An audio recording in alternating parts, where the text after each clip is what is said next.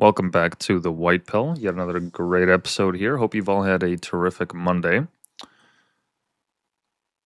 Great start to the week. Before we get into tonight's topics, I want to start off, well, first of all, by saying you can find all our stuff as per usual at bio.link/whitepill. Got a Telegram chat there where I am trying to be more active. Follow me on all the platforms there. And if you want to support the show, not just by liking and subscribing and all that, which I greatly appreciate. Thank you everyone that does do that. You can also send some funds, send some Maple bucks over to my PayPal. That's also where I take any chatter donations. So if you want to have something read aloud on stream, that's where you do it. Always do it at the end of the stream, never at the beginning or during. And yeah, thank you for everyone's tuning in. Without further ado, before I get into tonight's topic, the stream is titled Pattern Recognition, which, depending on which side of the political spectrum you are, it could mean different things. But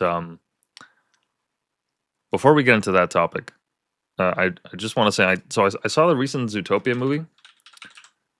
Went with some, it's babysitting, basically.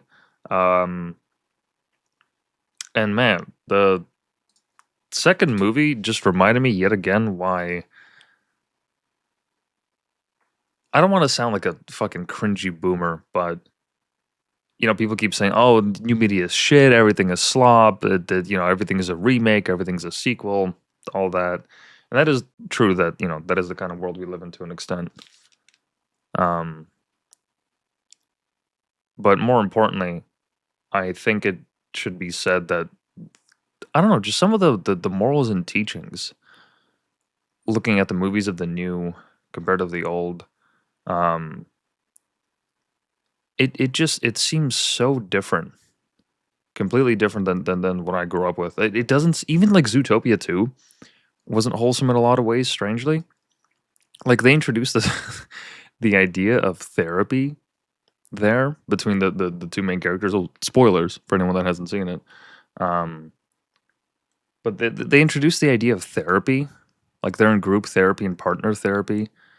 And throughout the movie, that you could just tell just by the language that they're using between the two main characters, Judy and Nick, just by the language that they're using and the way that they're speaking, it's what someone would say in therapy. Like towards the end, once again, spoiler alert. Towards the end of the movie, there's obviously resolution where initially they have the conflict, and they resolve it, and the reason that they're in therapy in the first place gets resolved in a way.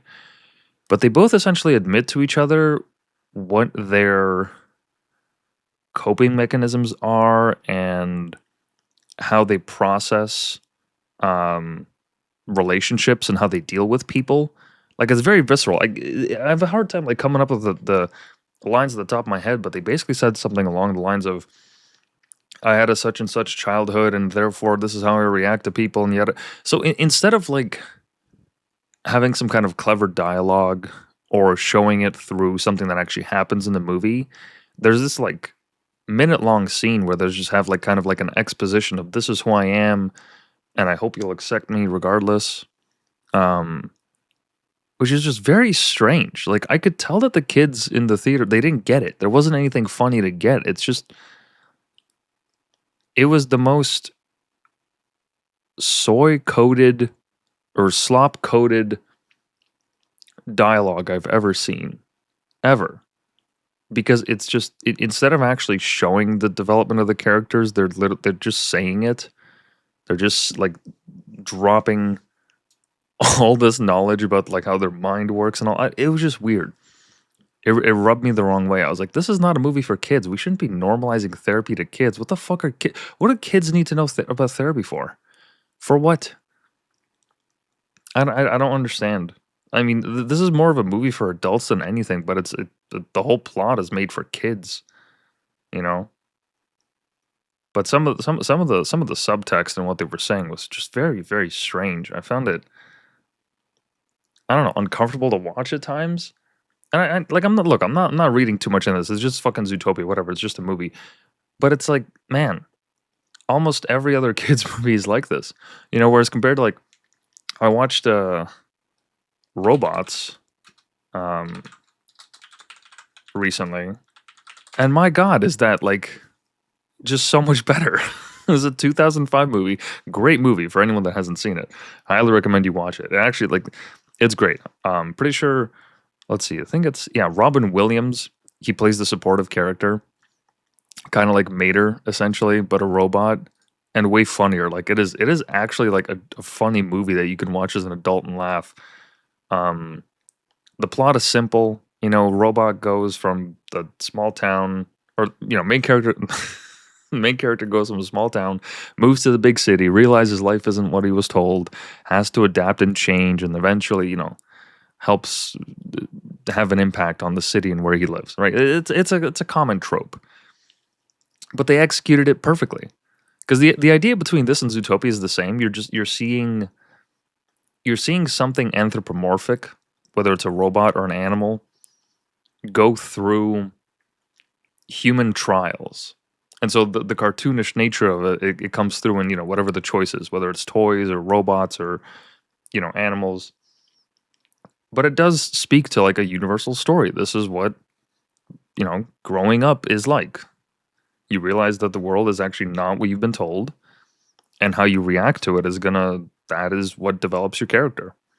Life is 95% of the stuff that happens, oh, sorry, 5% of the stuff that happens to you, and 95% of how you react to it. That's it. Simple story. And it was great. There was no subtext. There was no need for the characters to have this long, drawn out dialogue about who they are and their motivations and how they have relationships with people. You know, like none of that. There was still, you know, moments where, you know, characters are in crisis and they got to make a decision, and it does actually speak on their character, what decision they make, and all that. Like, yeah, there's still a lot of that, but it's just all this fucking therapy speak, man. Anyways, just wanted to get that out there because it's definitely a easier way to ease into the more serious topics of today. Which, yeah, for anyone that hasn't been paying attention or lives under a rock, um, Australia just suffered, I believe, its worst shooting ever in its entire history, which was previously held by, I think it was like a biker shooting. It was an infamous one. There was a shootout. Was it the biker shooting? No.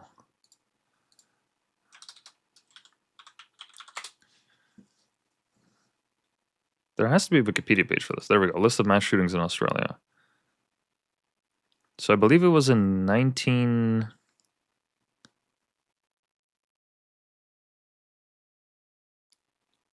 I think it was this one. Where afterwards they completely changed the laws. Hold on. Which shooting in Australia forced the country to change its laws drastically? Because there was one shooting. I want to say 96, but let's find out here. Yeah, 1996. I think it was a Port Arthur massacre. Yes. Yeah, it was the deadliest massacre in modern Australian history, and it led to fundamental changes in Australia gun laws. So since that shooting, obviously there have been several, as you can see here by the wiki, but none that actually numbered in this amount of victims. There's 16 dead and 43 injured, including I think two police officers as well. And it happened at a Hanukkah celebration on Bondi Beach in Sydney, Australia, which marked the deadliest terrorist attack in the country's history and the worst mass shooting since the 1996 Port Arthur massacre. Two gunmen, a father and a son, opened fire on a crowd of nearly 1,000 people. Oh, hold on. I should have a grok for this. Let me just pull this up here.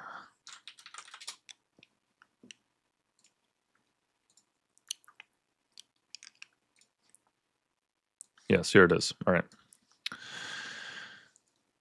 Two gunmen, a father and a son, opened fire on a crowd, of nearly 1,000 people gathered for the Hanukkah by the Sea event organized by the Chabad of Bondi. The attack killed 16 people, including one penetrator and injured perpetrator. Jesus Christ. And injured 43 others, including 2 police officers. Authorities classified it as a terrorist incident motivated by anti-Semitism and Islamic State ideology. And there's bystander, 43-year-old Ahmed Al-Ahmed, which, I mean, wow, okay, tackled one of the shooters from behind between the 2 parked cars, wrestled away his weapon, and he turned it on the attacker. And as much as I'd love to show the footage, I don't think I can. He didn't end up shooting him, which a lot of people are saying that he should have. It's a situation like that. I mean, I don't know. Apparently, he knew how to use a gun, and he was in the army previously, or he was in the police force, is what I've heard. So I'm not sure why he didn't shoot at him. But later on, it wasn't only just the shooting. There was a bomb squad that got called into the residences that were tied to these people, to the 2 perpetrators, and it located and disabled 2 IEDs. 2 IEDs, and that where they were also stashed with some Islamic State flags in a vehicle linked to the perpetrators. The surviving gunman remains in a coma under guard. 40 people hospitalized from injuries, and the National Cabinet has convened to discuss gun law reforms. I'm not going to be doing an analysis of the actual event. If you want to go see it, there's plenty of footage on Twitter. And smarter people than I are looking at this stuff. You just turn on any channel; they're talking about it. But this is just yet another example of what happens when you have a mass of people that you import from certain countries that hold certain ideals, where their ideals do not match yours, and so there's going to be conflict at one point or another. Because extremism, it always exists. There's no doing away with it. There's always going to be people that are pushed to the fringe for one reason or another and decide to take matters into their own hands. And it doesn't matter what ideology. This is just it's a part of human nature. But the problem is when you import people that do not share the ideals of your society. In fact, their ideals are in contention with your society. They're in direct opposition. When a mass of people are allowed to enter a country like that and they get to set up their own enclaves and little areas where they all connect, well, eventually stuff like this is going to happen. Right? Like these shootings, these incidents were not a common act in the early 2000s or even in the 90s. They happened, right? They happened. There were terrorist attacks and there were plots and, you know, people found and all that, but it wasn't happening at nearly the same rate. You know, it's one thing to hear something like this happening over some kind of a tribal struggle in one of these countries, right? Whether it's Afghanistan, Iraq, what have you, Syria. But for this to happen in the West, this is not a normal thing. This should not be normalized, even though unfortunately it has been, to an extent. And it's not to say that people are okay with it, but it's just, it is way too common than anybody should be comfortable with. And the fact that nothing of substance has really been done to quell this in all of these countries that are affected by it is nothing short of insane to me. I mean, it is essentially, it's suicide by empathy. It's suicidal empathy. Right? And apparently one of these shooters, the son, was actually known to Australian intelligence services. He was flagged in 2019, I believe, for having some links to either some mosques or what have you. I'm not sure what the exact link is, but apparently he was flagged. Actually, you know what? Let me see here. Yeah, here's the details. He had been monitored by the Australian Security Intelligence Organization for about 6 months in 2019 due to association with a suspected ISIS cell in Sydney, including links to radical preacher Wissam Haddad of the Al Madina Dawah Center in Bankstown. Oh, and it lists other people. An ISIS affiliate serving time for insurgency plots, and another one convicted for ISIS propaganda.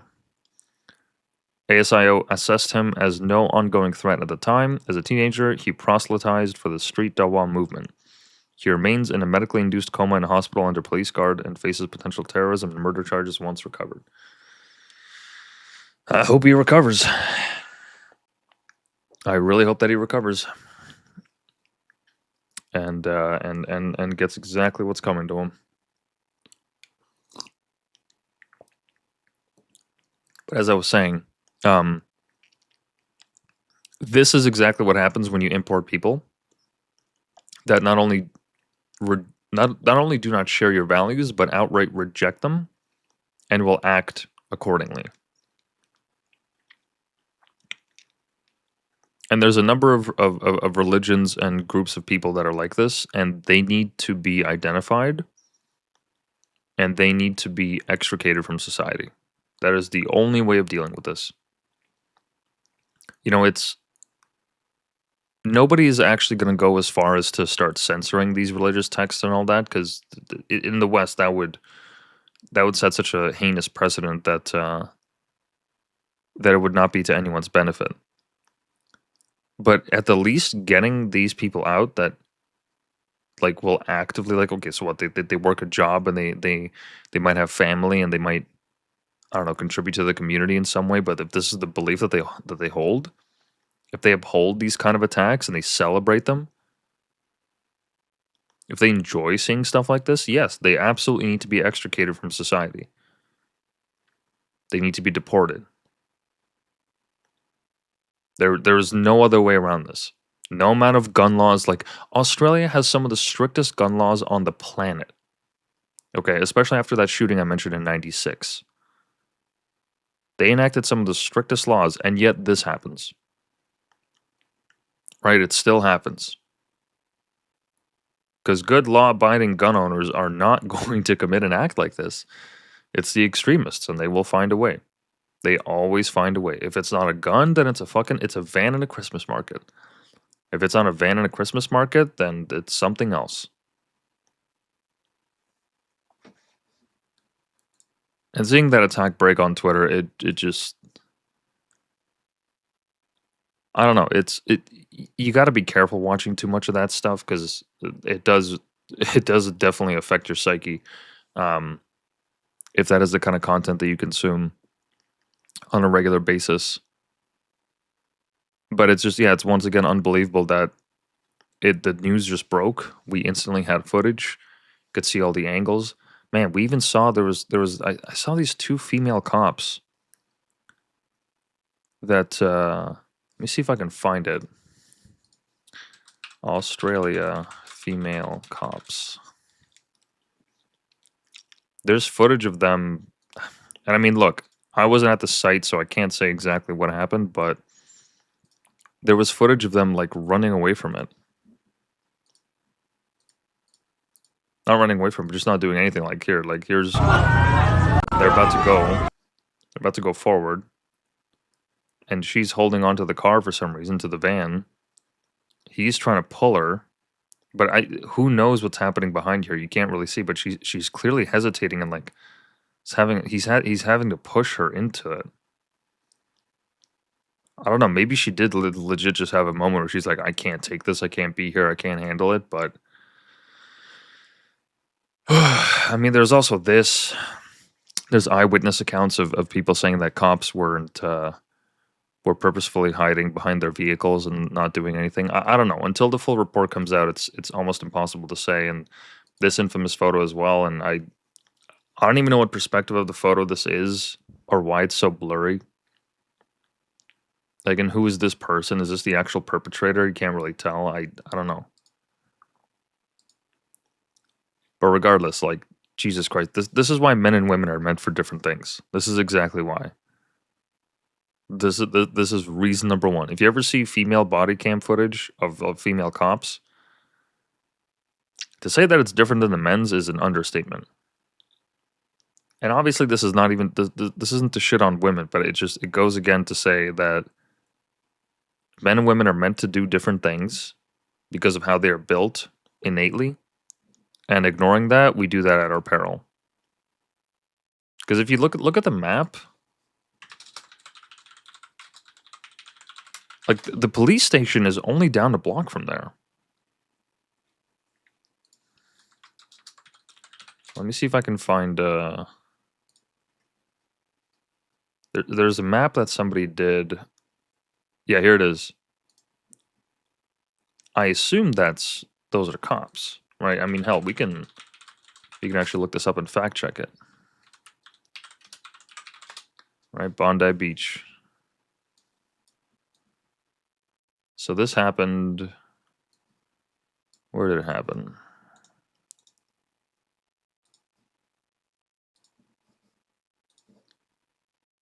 Bondi Beach Park, Bondi Beach shooting. I'm guessing here, but I guess I have to change it.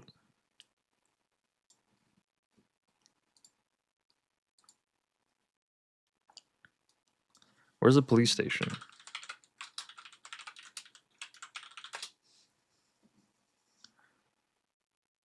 Oh, that must be it.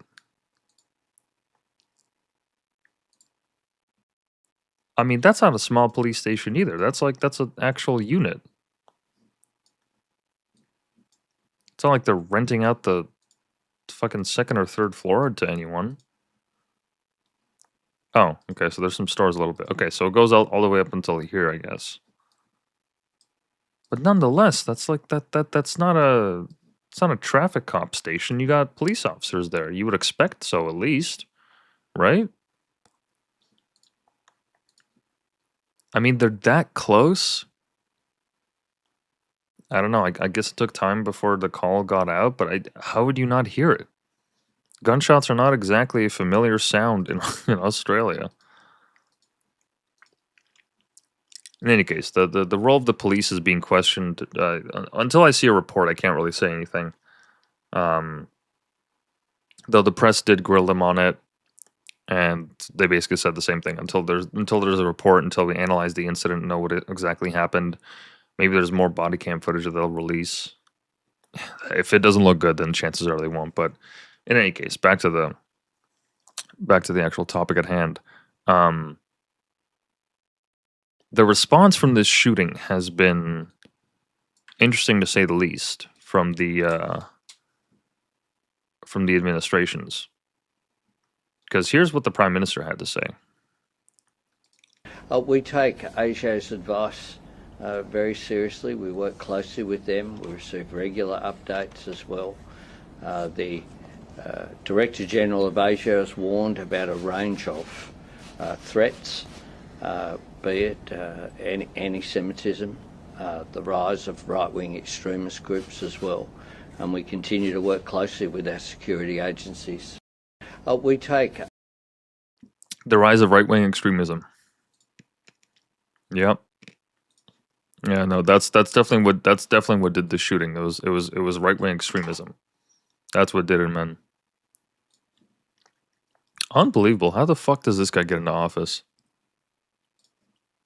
Rise of right-wing extreme. Like literally, the cops found ISIS flags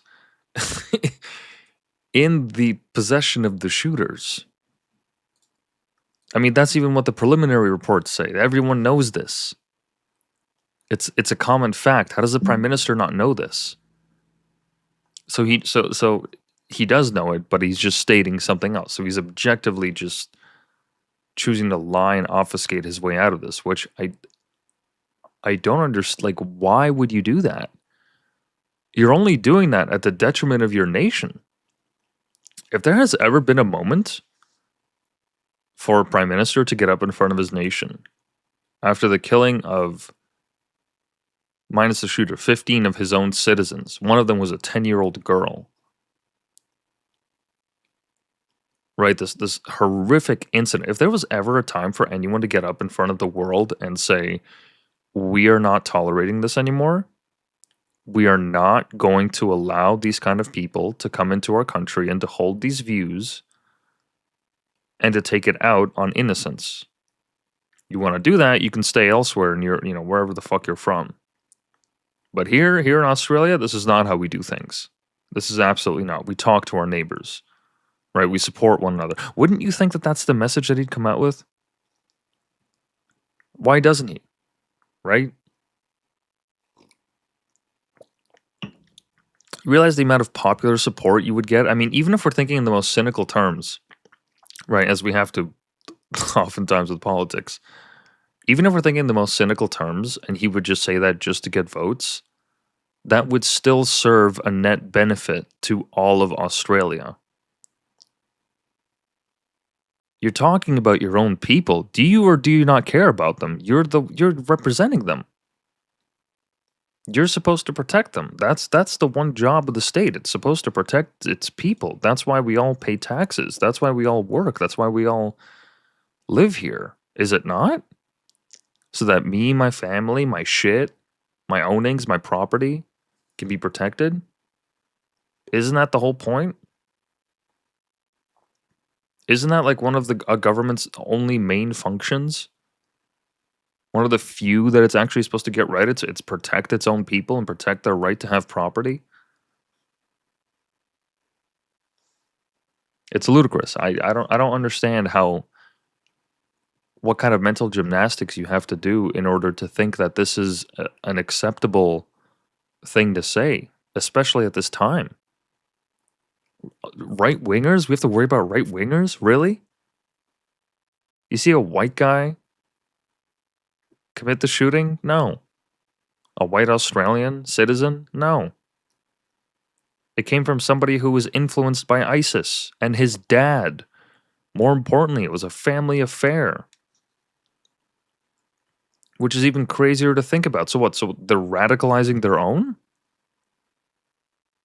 How insidious is that? You know, it's one thing if it's just some random guy, but now it's family members? Who influenced who? Who convinced who? Is it something that these people pass down to younger generations? I would assume so. Well, here's the proof.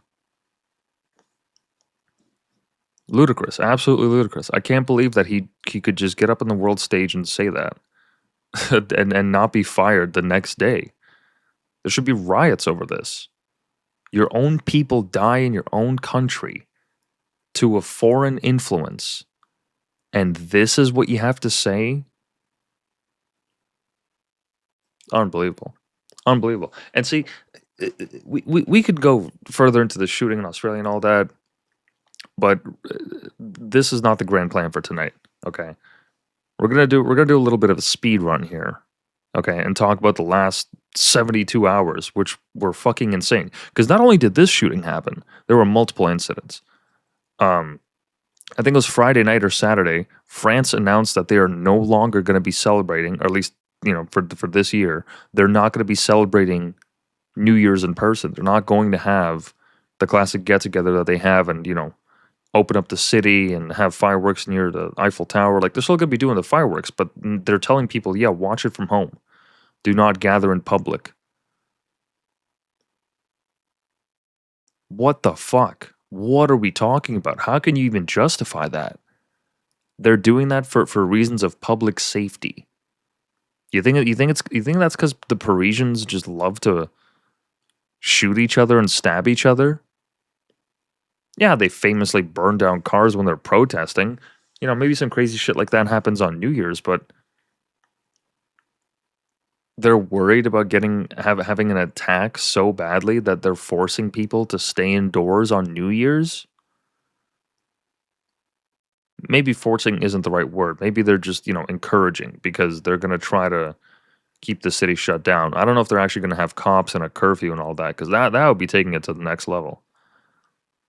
But instead of actually owning up to the demographic change of France and how that has allowed for these ideologies to spread, I mean, famously, they had that shooting.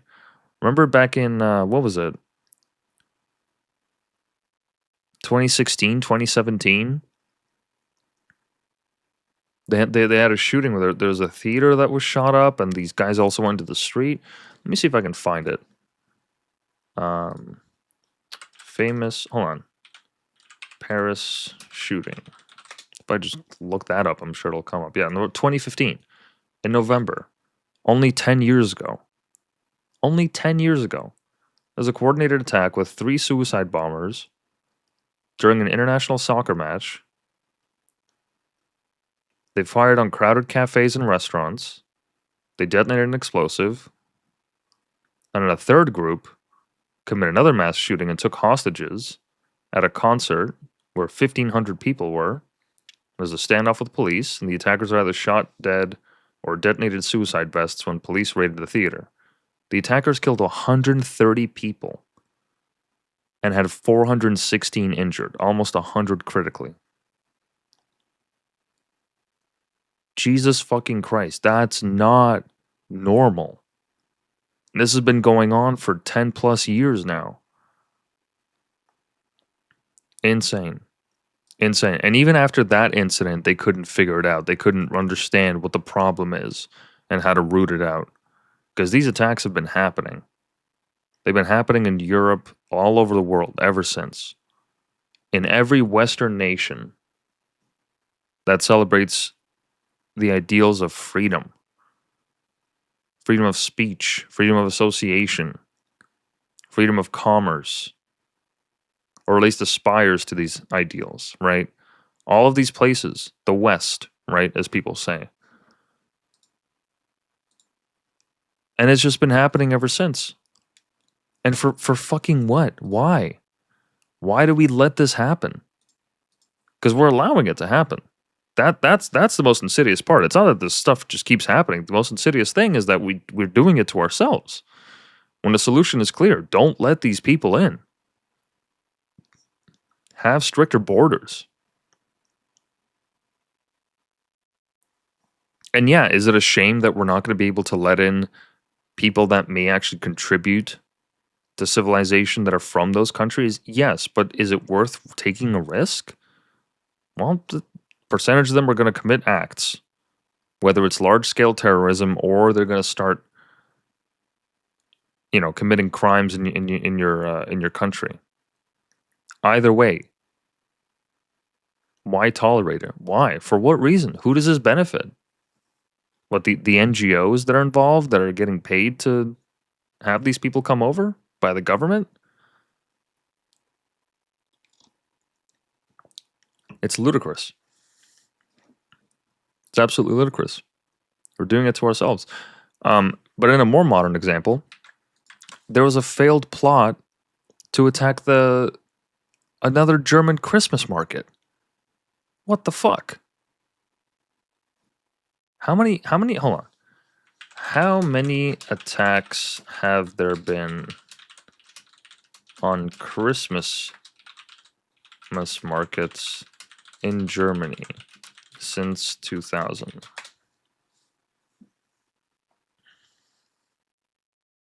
Because there was that one famous one. Yeah, 2016. Killed 12 people, injured over 50. And then in 2024. Oh, there's only been 2. Really? Gee, I wonder why they started happening after 2010. I wonder what changed. I wonder what these countries did that changed it. I mean, look, geopolitically, if we look at history, it's also partly because, if not mostly because, the United States invaded, or their involvement in that region caused instability for a lot of these nations to have refugees. And so as a result of that, these refugees, during that refugee crisis in Europe, they fled northwards.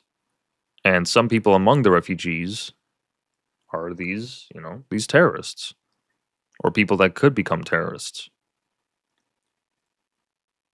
So yeah, there was that attack in 2024 and 2016. But there was this plot that was just foiled, where there were 5 people that were 3 Moroccans, Egyptian, and Assyrian. Who the fuck in their right mind can justify driving through a Christmas market? I mean, look, if it was a synagogue, I understand, or some kind of Jewish gathering, like a Christmas market, like who? You're just targeting randomly. And by that, I'm obviously not saying, oh, this group deserves it or this doesn't. No. It's just, it doesn't seem targeted. It doesn't seem like they're Like, who are they? Just random people? In that crowd could be some Egyptians and Moroccans and Syrians. So, you're risking the attack, like the potential to attack your own people for what? For your fundamentalist ideology? Why do we tolerate this? You know, and thank God that the German police were able to apprehend them. But what if they couldn't? How many attacks have police been close to apprehending and they just didn't, or they just didn't know about flat out? How many of them actually got through? You know, it's good that the intelligence services were able to catch this, but Jesus fucking Christ, what if they hadn't? And not just mentioning that, but right, these are the attacks that we're just seeing it ramp up. You know, over the holiday season. But who's to say that we're still not going to have them go through? At this point, I'm half expecting one. I mean, it's basically a coin flip. How many countries are out there where this could actually happen? You know, Germany isn't the only place with a Christmas market or a crowded gathering.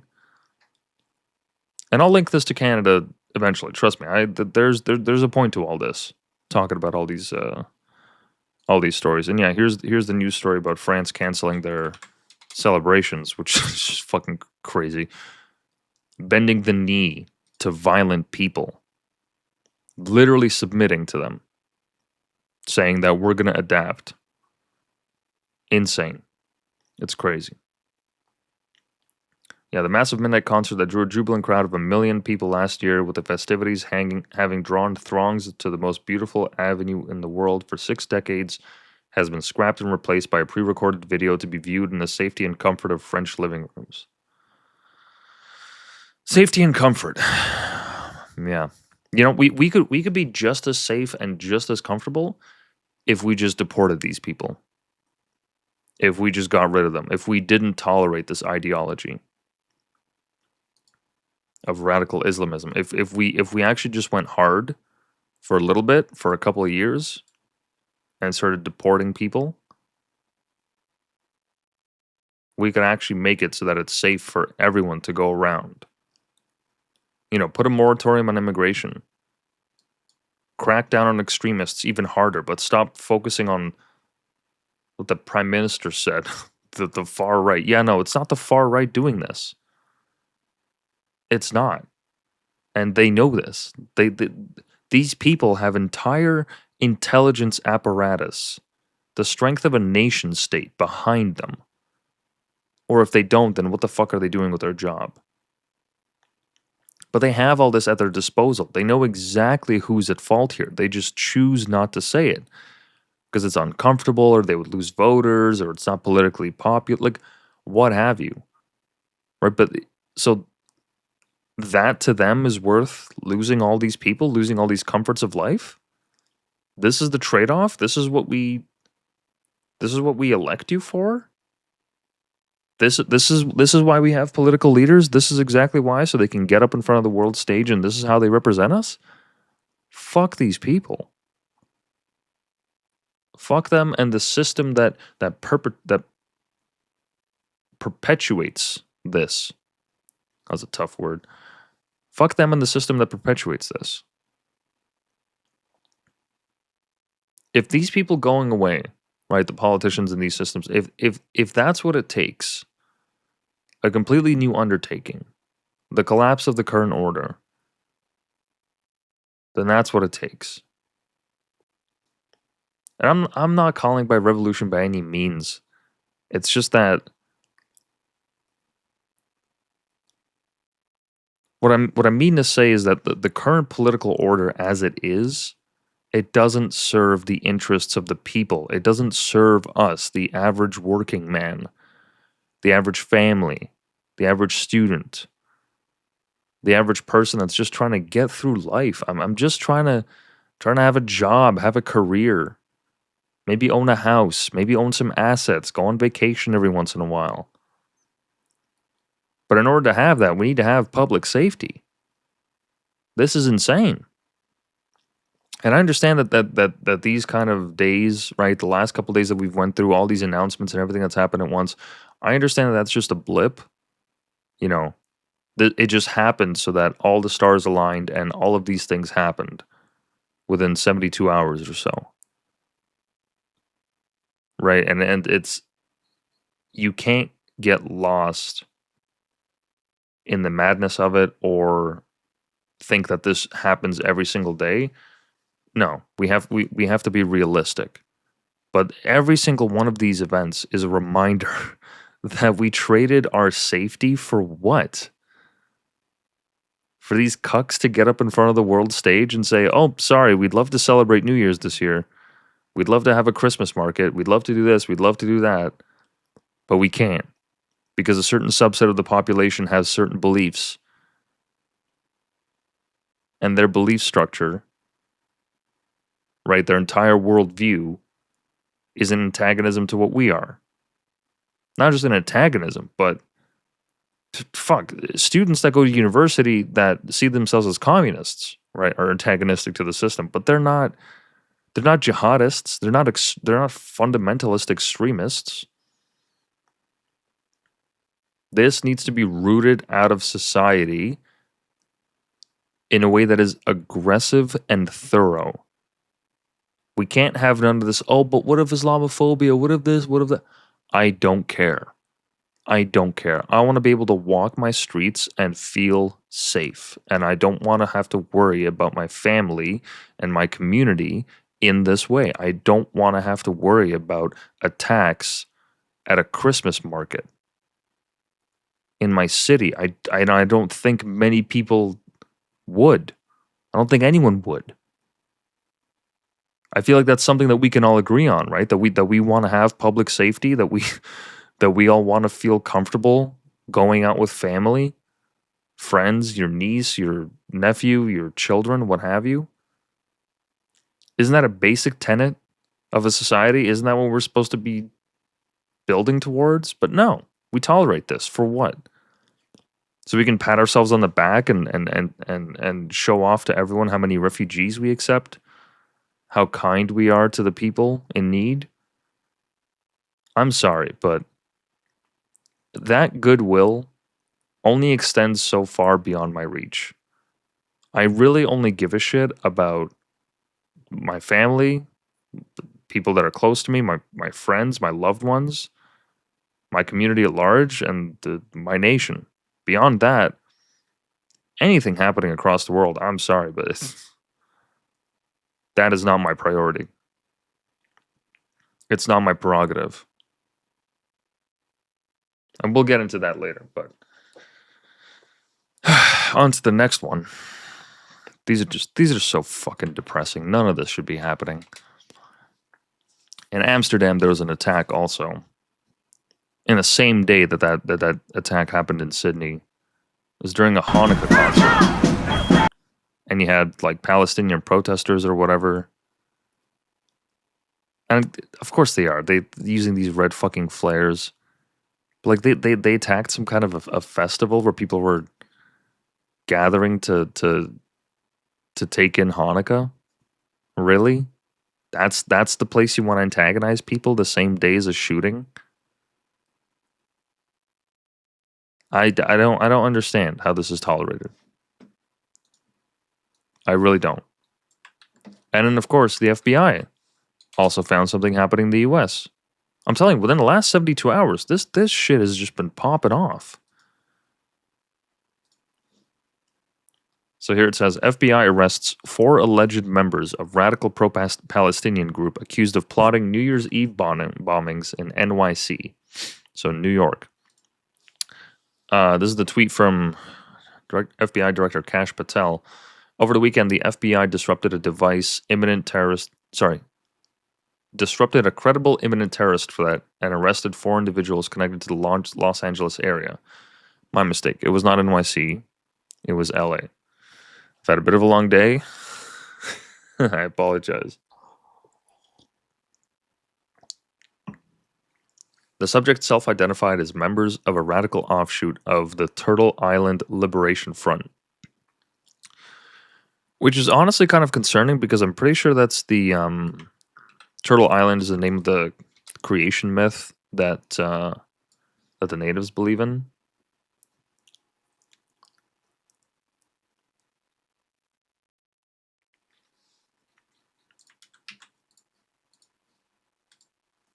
What is the Turtle Island Liberation Front? Let's ask Grok.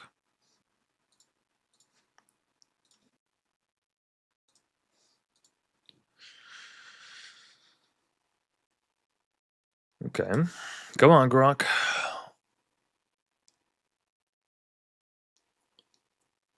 Oh, I've been staring at screens all day. Jesus.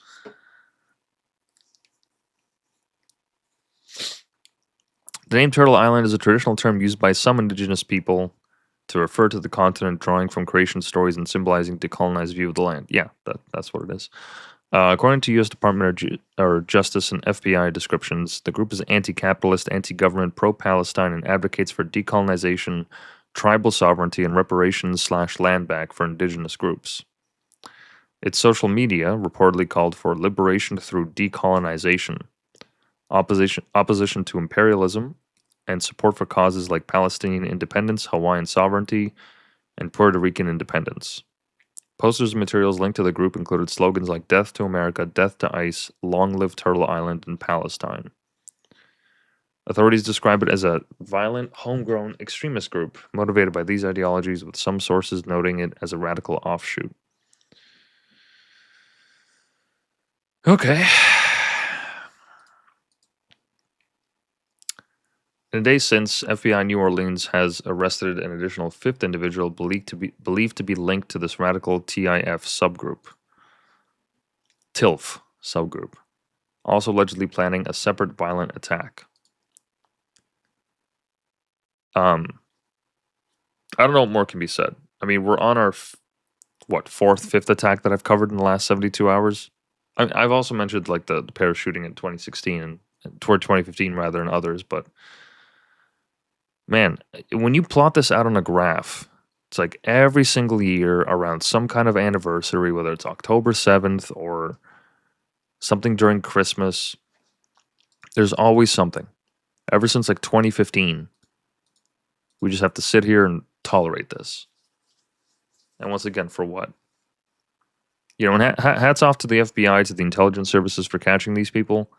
I'm really glad they did. But I don't understand how anyone can stand before the world stage and say once again that it's the far right. That's the problem. No, it's gun laws. Yeah, that's the problem. Gun laws are the problem. Yeah. Not the people actually perpetrating the crimes, not their ideologies, not where they come from, none of that. No. That's an uncomfortable truth. We can't grapple with that. We live in 2025 after all. We can't. It's impossible. Can't be done. And now to bring it home, right? The reason that this matters, because this podcast, once again, is Canada first. The reason that this matters is because this shit has been happening in Canada too, right? Even before we get into this attack, recently, down at Union Station, which for Toronto, for anyone who doesn't know, Union Station is the main station where everyone arrives. By train, you can go there from Pearson, so from the airport, you can arrive by train there. Just about everybody that gets to Toronto for the first time, unless you're coming from the airport, and even then, like I said, there's a connection. You're going through Union Station. That is the main hub. That is where everyone goes, right? Especially if you live out, in the outer boroughs, Oakville, Hamilton, what have you. Hamilton's not a borough; it's a city, but still, if you're just outside of Toronto and you need to commute there, you're going to go through Union Station. And recently, they decided to put up barricades. I wonder why.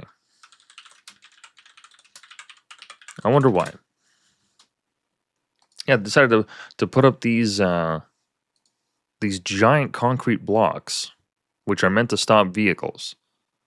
And they had this before as well. And I always thought that they were there for construction, but they had stuck around for so long that I just eventually put two and two together and realized, oh yeah, that's to make sure cars can't fucking ram people, because this entire walkway right here, right? That's where people come out of the station, come out of the transit system, all that. A lot of foot traffic there. Oh, look at that! They painted them. They made them look nice. Wow, so nice. Look at all the pretty colors.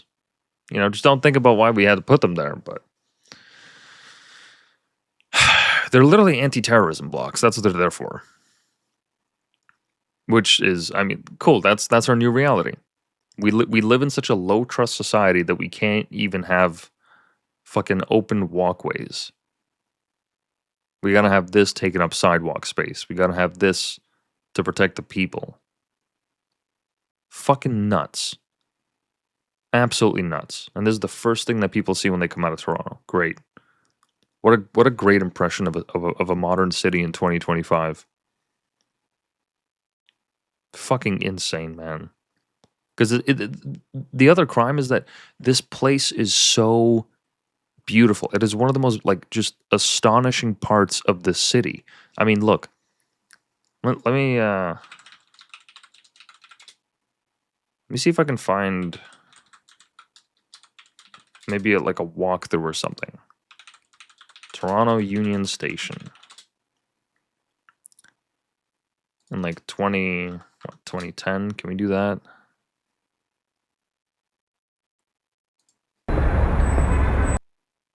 Where's Union Station?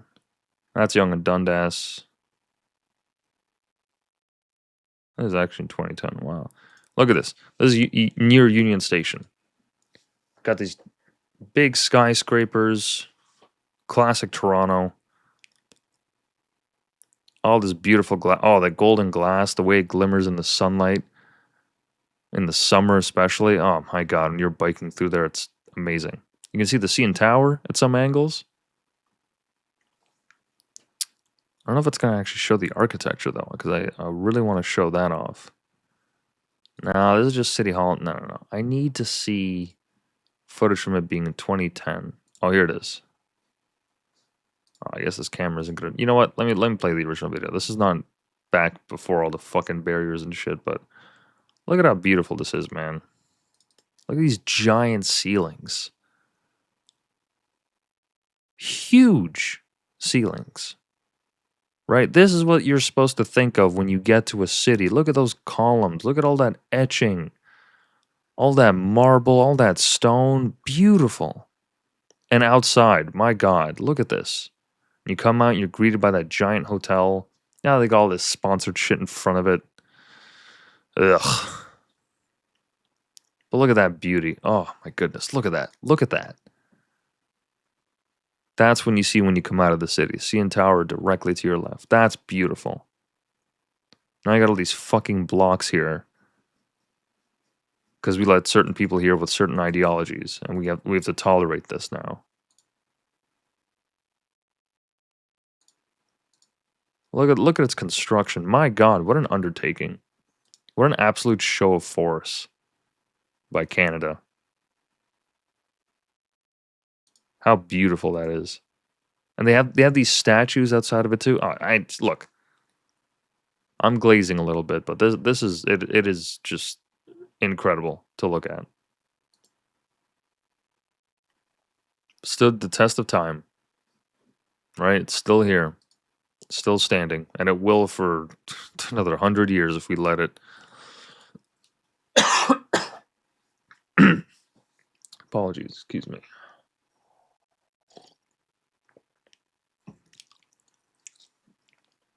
And so the reason that I bring up Canada is because only a year ago, right? Only a year ago, we had a Toronto man accused of plotting a terror attack at a Jewish center in New York City. Cool. That's great. That one totally flew under the radar, by the way. This guy was an international student, and he was residing in Canada legally on a student visa, study permit, which was given to him in April 2023, arrived in Toronto in June, and he later applied for refugee and asylum status in Canada, claiming persecution based on sexual orientation. All right, so we had a gay shooter. Cool. Sorry, maybe not gay, maybe trans, maybe bi, maybe two-spirited even, maybe even two-spirited. Can't forget about those people. The two-spirited people, all right? But there was no evidence this was granted, and his status remained that of a foreign national on a temporary permit. And once again, thankful that this attack was caught. But Jesus fucking Christ, why is this our new lived reality? I don't understand. I don't understand. Here's yet another attack. Father, son facing terrorism charges in alleged Toronto plot to stand trial in 2026. Yet another family affair. Yet another family affair. Is there any more proof that is really needed at this point? Do I even really need to be saying any of this? How is this not just common sense? They're literally passing it down in their families. This is direct evidence of that.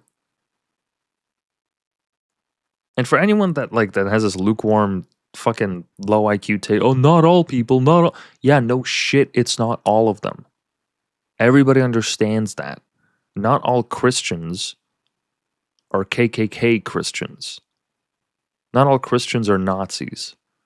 In the same way, not that everyone who believes in Islam is a religious fundamentalist and wants to behead you if you have premarital sex or if your wife is above the age of 8. Okay? We all get that. No shit. We all understand statistics, basic statistics. But if you're going to import people from these nations, and this is a belief that they have, that these attacks are not only okay, they're not only permitted or permissive, that they have to be encouraged, that this is the mission, this is what we have to do, then why would we tolerate that? Why? At the end of the day, like I said, like I stated previously, if it means that we no longer have people that are actually contributing to society that come from these nations, then that's the risk that I'm willing to take, just so that I have safe streets to walk through.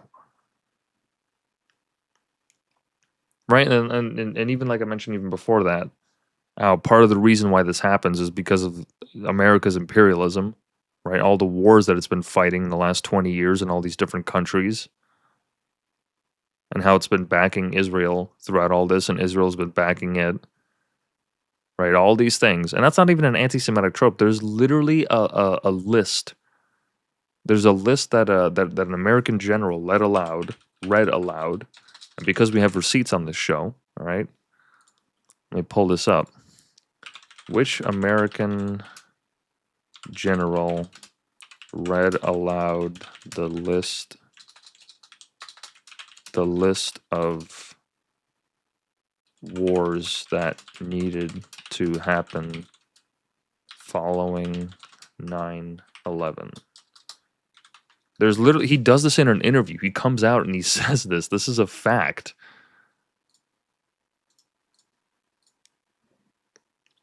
And Israel's involvement in it cannot be dismissed.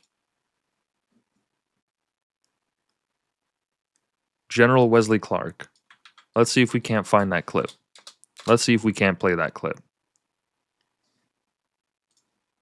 Let's see if we can't find that clip. Oh, here it is. Wow, look at that. That was quick.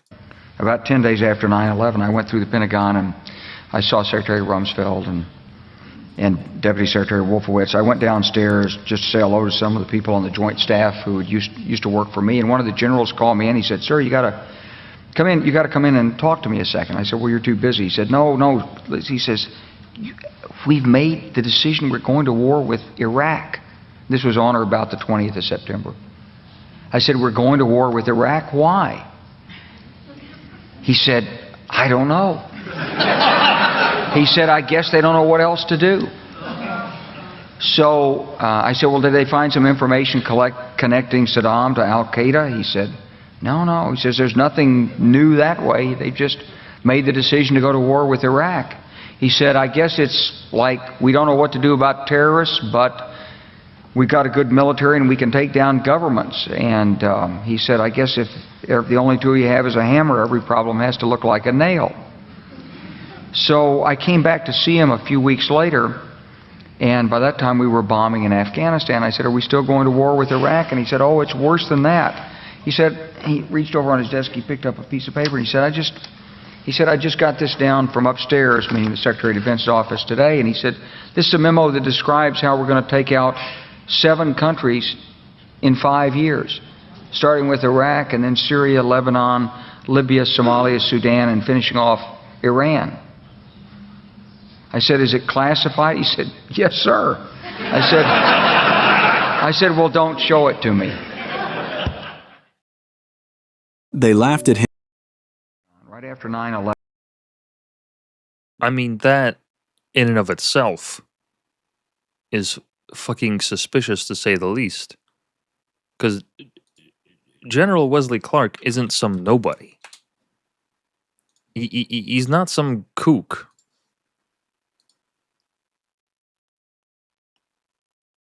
He graduated as valedictorian of the class of 1966 at West Point and was awarded a Rhodes Scholarship to the University of Oxford, where he obtained a degree in philosophy, politics, and economics. Okay, this guy has an accomplished career.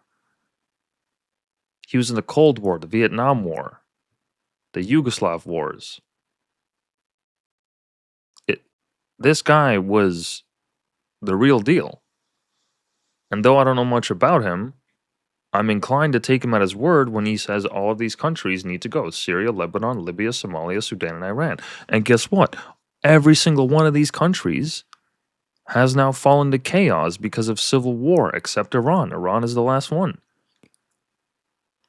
Syria, Lebanon, Libya, Somalia, and Sudan. Every single one of them has. To some kind of conflict, one way, shape, or form. And so the refugees from those countries in the 2010s area, in the 2010s era. Apologies, my my brain is kind of foggy from today. I've been staring at screens and then work, and anyways, no excuses. In that era, right, we saw a flood of refugees come up north to Europe. That's where these people are from. All of those countries and others, of course. We saw that the Egyptian, the plot, and I think it was the Moroccan. And this has to be dealt with. Because, I mean, how is this possible? How is this just a normal occurrence? In a society like Canada, where we have this, we have to deal with this. This is a lived reality. Now we have terrorist blocks in what is supposed to be the welcoming gates of our city. One of the tourist hubs of Canada. One of the three. Fucking what? Toronto, Ottawa, and I guess Victoria? Montreal, sure. But realistically, most people are coming through Toronto. And this is what we welcome them to? These giant blocks that are standing for what? Because we want to eat kebabs? We want to be nice to these people? For fucking what?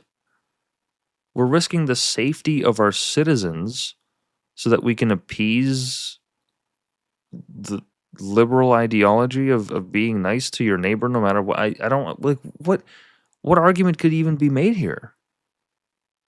How is the 2010s, that whole era where we had all these shootings and ISIS and all that, how is that not the final straw? Why did it take like someone like Donald Trump to come in and say we're having a Muslim ban? We're having a ban on these countries. Why does it have to get to that level? Whatever your feelings on Trump, the fact that he did that is like, well, are people not coming from those regions and holding violent ideals for the West to the point where they want to behead you, they want to kill you, they want to murder you, and everything you believe in? Like I said, like at most of these events, there have been a few that are targeted, at the Jewish community, at this community, that community. What about all those Christmas markets? That's just the general public. So what, we want to risk just the ability to just be able to walk down a Christmas market and be gunned down or hit by a van so that we could be nice? Really? I see no sense in that. I see absolutely no sense in that. It doesn't make any sense. Right? And here's yet another example. This is something that happened in the last few weeks here in Canada. Out in BC, we've been having issues with, oh, really? Oh, no way. Oh, hold on. My mistake. Sorry. I copied pasted the wrong link. There's been a string of extortion cases that have been happening out west in BC, in one specific city. I believe is it Surrey? Yeah. think it's just that region. But they finally caught 15 suspects, right? And I'm pretty sure they're all from India, right? I can't believe in this whole article they're not even stating which country they're fucking from. Unbelievable.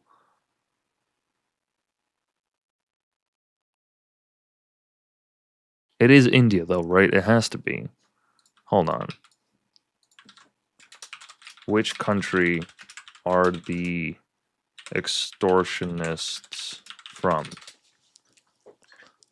I'm 99% certain it's India, but because we need receipts.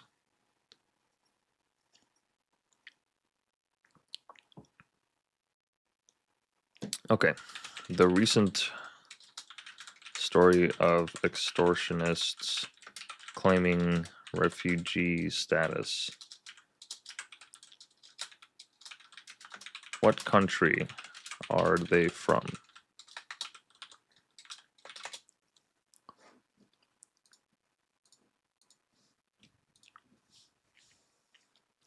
And I'm going to get a silent keyboard soon, I promise. You guys won't have to hear the clickety-clack anymore.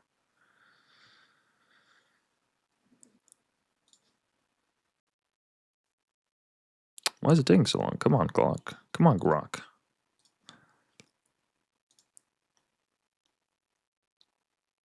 No official sources reveal their nationality. No fucking way. There's no way. How have they not released that?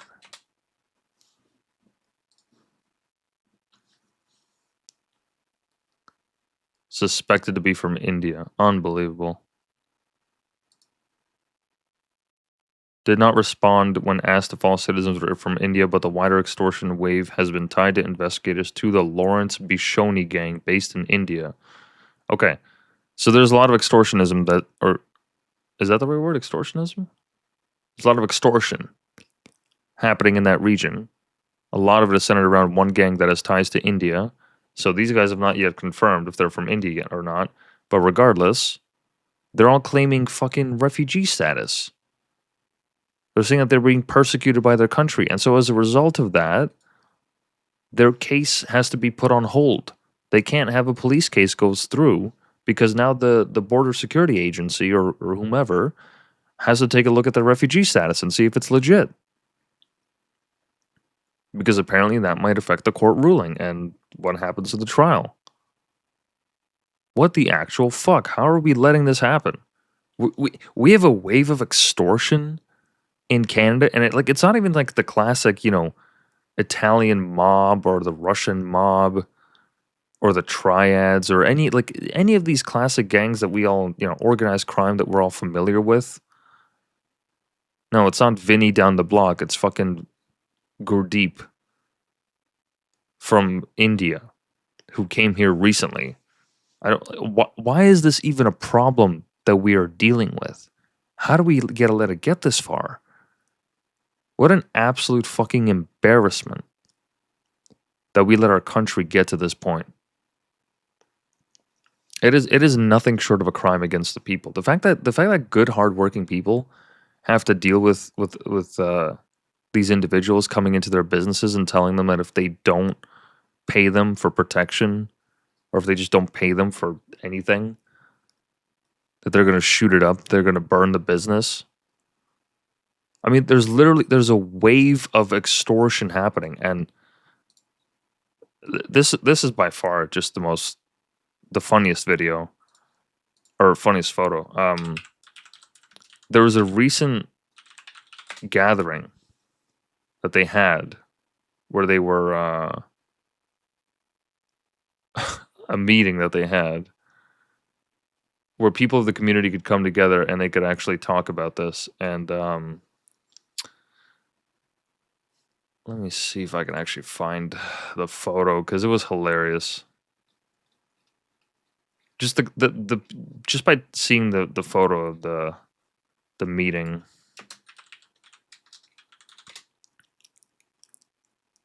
Here it is. Extortion Town Hall in Surrey, BC. Is there anything in this photo that you might find remarkable? Any common trait that you might find remarkable? Usually when extortion happens in a community and you're looking to better understand the problem and because it affects your community, like those are the kind of people that are going to show up. It's not just random bystanders. And yeah, see that the majority, like 90 something percent of the people in the audience are Indian. So they're extorting their own. How's about we just don't put up with it and don't let them in en masse? And just so that we're not talking, hot air, so that we actually get to some active solutions. Here's what I propose. All right, hold my beer. Here's what I propose. Why can't we just have a sliding scale of civilizations and countries and cultures that we accept into our nation, right? And the scale would go from 1 to 10 or whatever in terms of their compatibility with Western ideals. Do they believe in freedom of speech? Do they believe in freedom of association? How do they treat women? How do they treat marriage? How do they treat sexuality? Right? All these different things. Create a sliding scale and only allow the people in that are likely to share your values.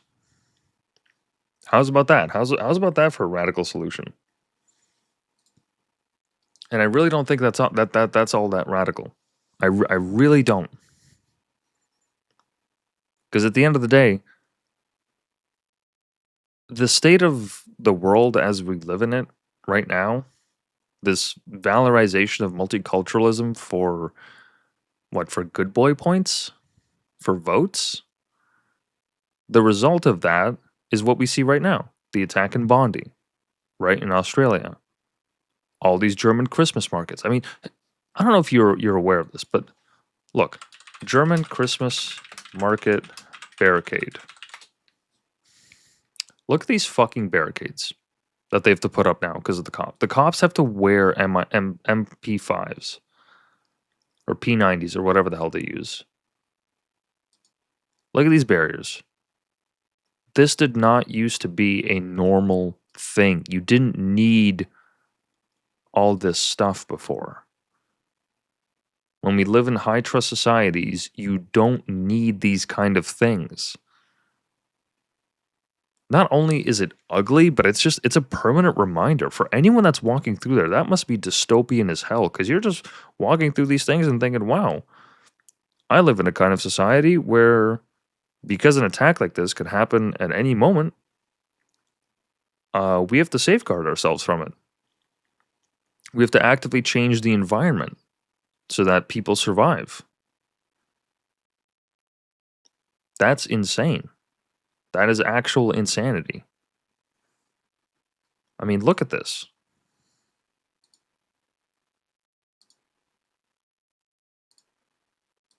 All these barriers they have to put up. It's just, I mean, it's telling. This is what we tolerate. We tolerate this kind of life where you just get to put up barriers because a subset of the population has ideals that are not only in opposition to you, but seek to kill you. Seek to kill you, your loved ones, your belief system, your way of life, your livelihood, everything, your kids. And we tolerate these people for what? Deport them. Anybody who is not a citizen, right? Here's yet another solution. Anybody who's not a citizen and comes from one of these countries, their immigration status should automatically be put into question. Put them through the court system and see if they actually deserve to stay here. Make citizenship something that you're not just giving away freely and willfully for anyone that spends an increased amount of time in here.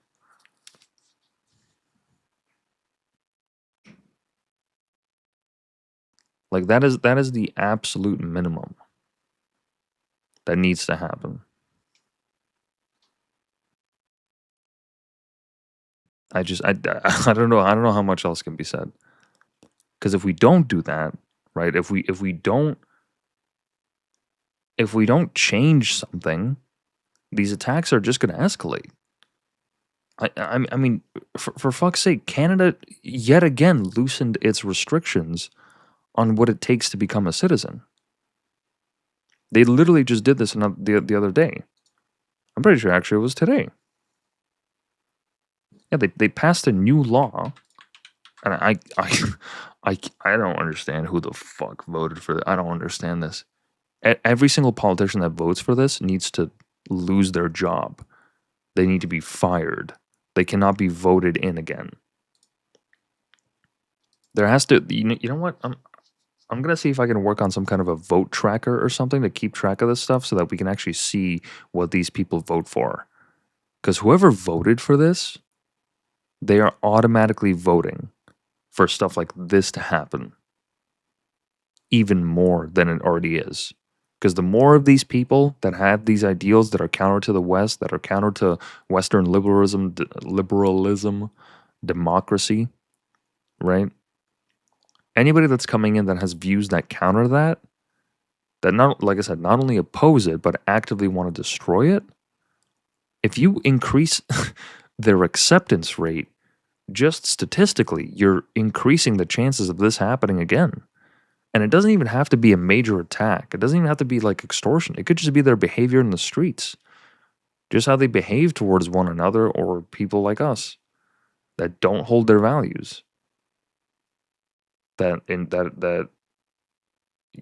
thoroughly enjoy the use of freedom of speech.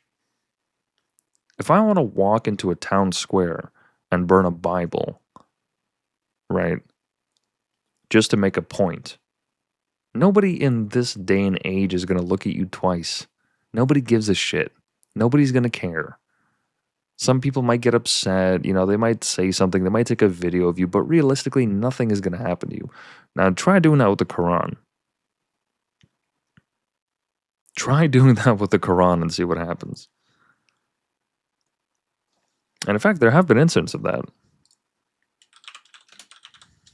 There was a guy that famously lit a Quran, and yeah, it was this gentleman right here. He lit a Quran and lit his, that's a baller photo. He not only lit the Quran, but he was able to light his cigar with it.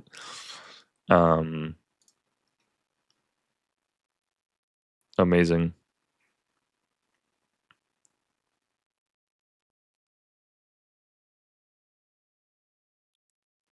Wow, look at that. Look how peaceful he is. Attacking the man in the street. Idiot! You fucking idiot! You burn the Quran! With a He's knife. got a knife as well. No. Oh, you got a knife, man. Come with the Fucking idiot! Wait, don't come to me. Come from here! Listen, I'm just filming, Burn yeah? the Quran! No, you shouldn't be. Listen. My religion! You don't burn Quran! What are you doing? Come on, man. What are you doing? You're standing out in public road with knife. Exactly. What are you doing? Fucking bullies on the floor! You stand up for him, you fucking bully! Fuck you up! The fact that that guy wasn't knocked out immediately is, I don't understand. Why the fuck are you filming? Why are you just standing there filming that? Do something. Jesus Christ, put the camera down. Get enough footage, but why is he not just knocking the shit out of him for that? The guy has a knife. Unbelievable.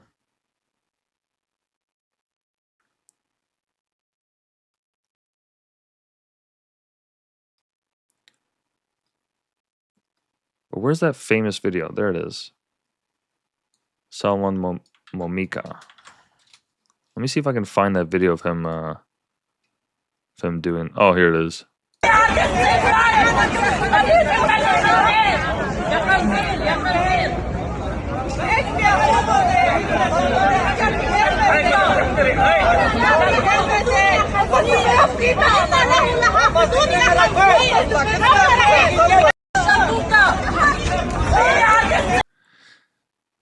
See, the great thing about living in a liberal democracy, in an ideal version of it, is an act like this it wouldn't even deserve an afterthought. If somebody did that, you just look at them as crazy. You're just like, oh, you're trying to make a point. You know, in an ideal society, if someone was actually doing that, you just look at them and you'd be like, that's antisocial behavior as fuck, dude. I don't know what you're doing. I don't know what kind of point you're making.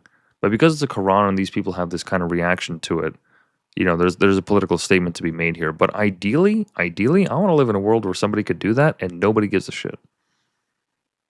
And by nobody gives a shit, I don't mean to say that, you know, if he was bringing the Bible, like, oh, nobody would care because nobody cares for religion anymore. No. You know, there'd still be people that, you know, go on Twitter, have an opinion, what have you. Sure, that happens with every event. But what I mean is to have this kind of outsized reaction. And what I mean by outsized reaction is that this guy was killed.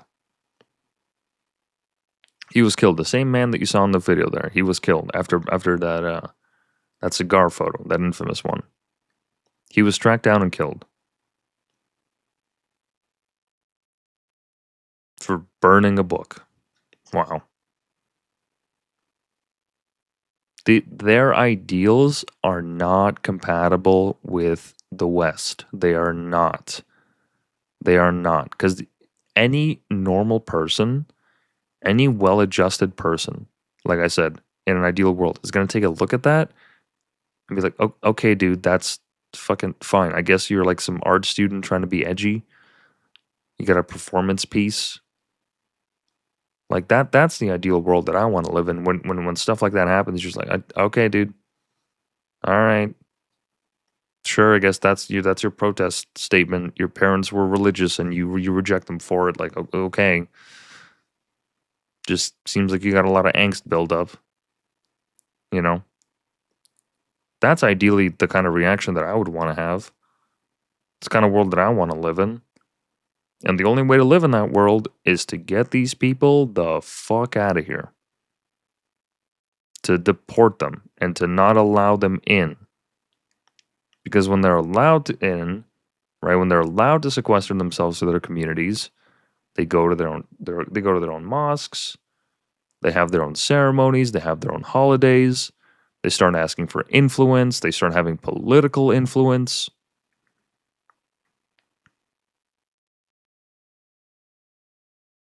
It's just it is suicide by empathy to allow the West to degrade like this. Whether it's Canada, Australia, Germany, France, what have you. Any developed nation where freedom of speech is a tenet of its constitution, right? Any country that allows for this kind of ideology to exist within itself, all it is just a ticking timer until an attack happens or somebody is killed or some kind of racial strife breaks out. That's all it is. It's literally just a countdown timer. And the less of these people that we have, the less of this ideology we have, the longer that timer is. But eventually it's going to go off. So I don't know how much else can be said on this. This is something that people have been talking about for a decade plus now. And it's not the enormity of these events that has me thinking about this, but just seeing the fact that like back to back, 2 years back to back in Toronto, we've been able to foil two plots. One with the assist of the FBI and one that was all done in Toronto.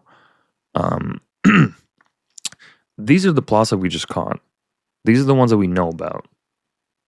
What about the ones that are in progress or will eventually happen? Because somebody misses something or they don't notice a detail. The intelligence security apparatus fails for one reason or another. Cool. Another Christmas market. Another bombing. Another stabbing.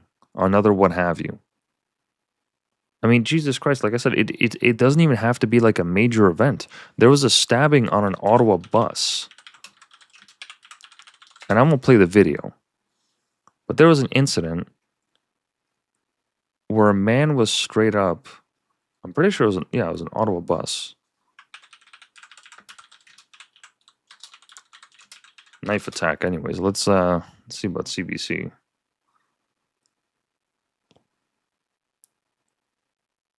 No. This is in 2025.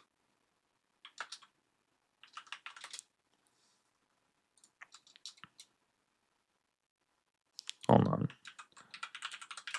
Canada bus knife attack. Come on.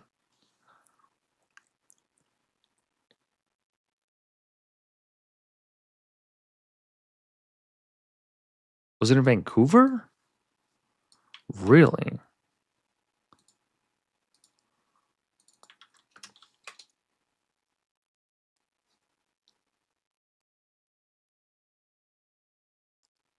No. There was oh my god, I even remember seeing the video. Okay, hold on. I don't want X to show the video. Let me oh yes, it's this one. Yes. Where was it? Surrey. Surrey bus knife. Okay, I'm gonna do my best to make sure this doesn't get shown, but I'm pretty sure it's this one.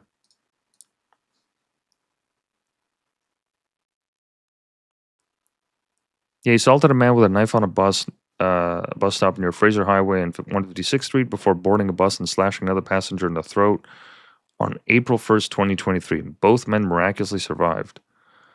Oh, yes, it is this one. Yes. Because, see, for anyone that's true Canadian, you'll notice, let me zoom in.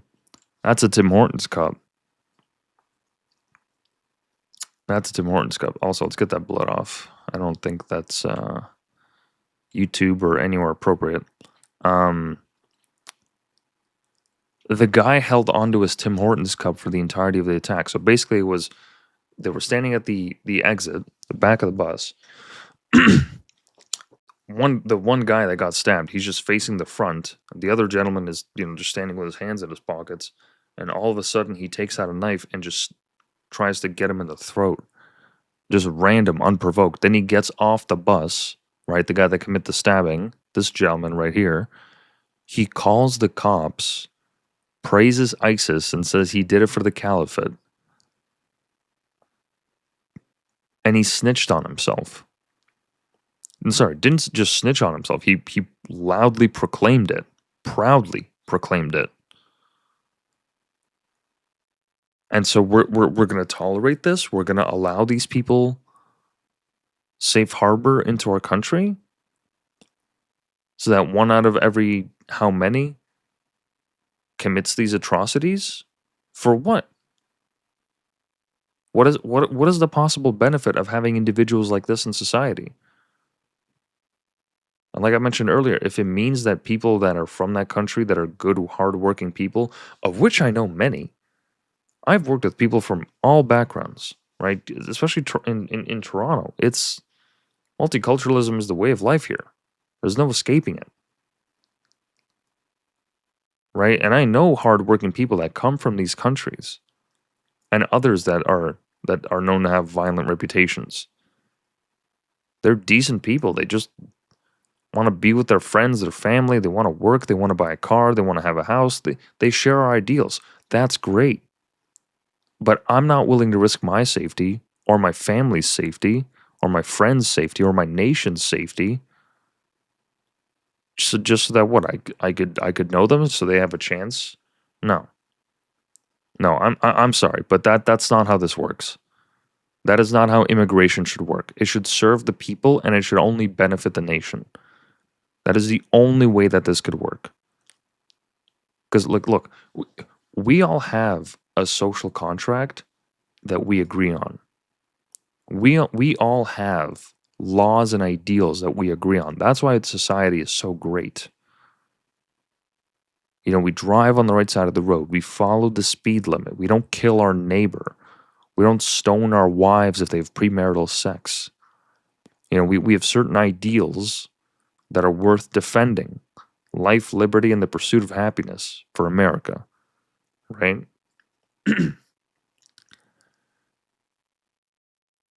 And if we don't defend those ideals, then what's the point of having a country in the first place? What's the point of it all? If we just let anyone in, right? And when I say just let anyone in, I understand that there's certain mechanisms to catch these people with border security and all that. Yes, there is an apparatus, but the fact that we're allowing immigration from these nations where people hold these ideals and they could commit these acts potentially is nothing short of suicide. It's death by 1,000 cuts. Because get this, right? There was a recent law that was passed that makes it even easier for people to become citizens in Canada.